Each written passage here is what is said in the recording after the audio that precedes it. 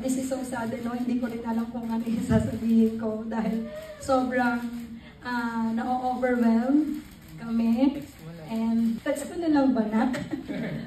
Siyempre, nagpapasalamat kami unang-una kay God dahil sa binigay na lakas and talent ni Eldro. Kay Coach Rayland na walang sawa, umiintindi at nagtuturo sa kanya since 5 years old si Eldro. So, siya na yung humubog kay Eldro and yun nga nagtiyaga kahit na nagkakaroon din sila ng hindi pagkakaunawaan at the end of the day, napapatch up din naman nila yon and hopefully makita rin namin sila na magkasama sa LA 2028 Olympics and sa mga susunod na laban nila.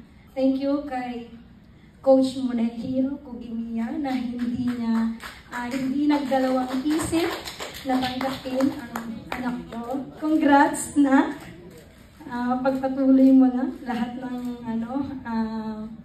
ginagawa mo. Love you, Ben, and so much proud talaga. Congrats na. God bless po sa mga sumuporta na ano.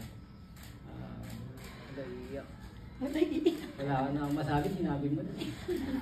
Sorry naman. Basta na lang, galingan mo lagi. Laban Pilipinas.